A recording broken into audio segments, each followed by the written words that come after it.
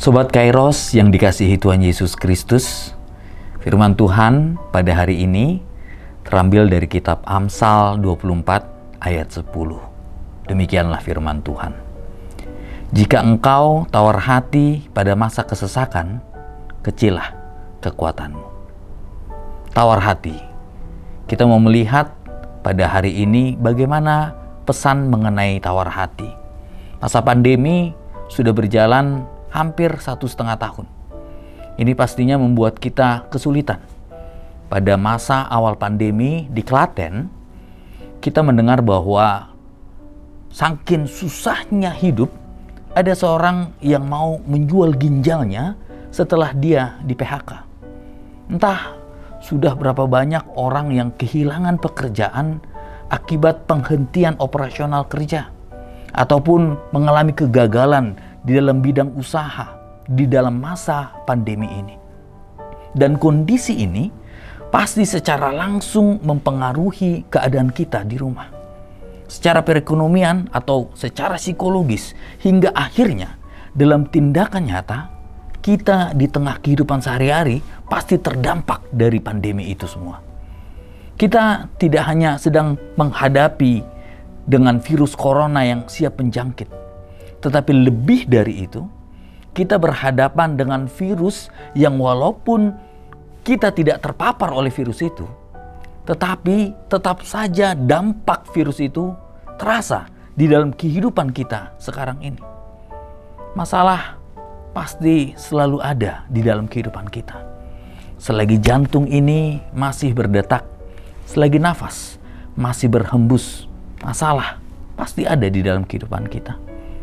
Kita tidak bisa menghindar darinya. Oleh karena itu, jangan sampai kita tawar hati di dalam menghadapi setiap permasalahan kehidupan kita.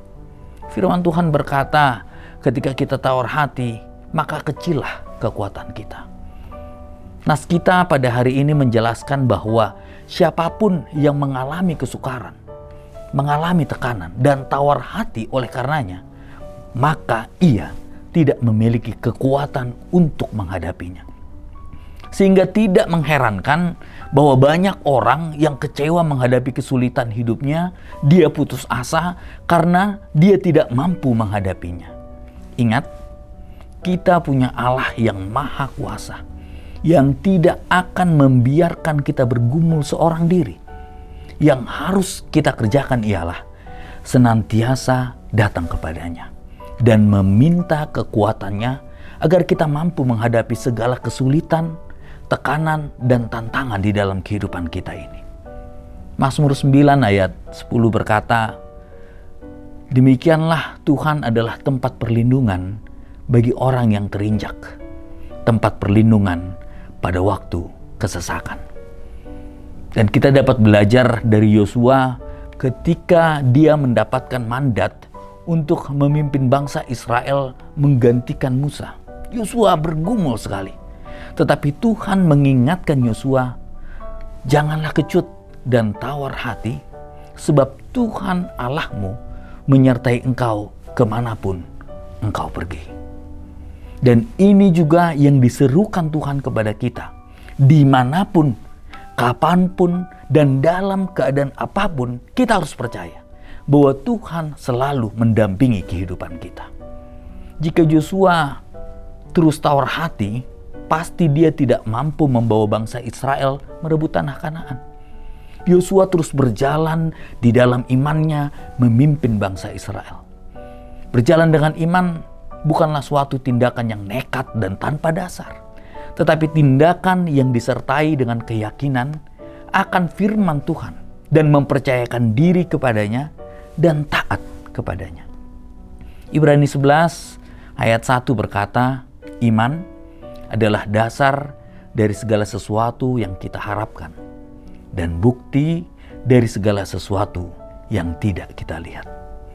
Saudaraku yang terkasih, percaya pada pemeliharaan Tuhan adalah mutlak bagi setiap orang percaya.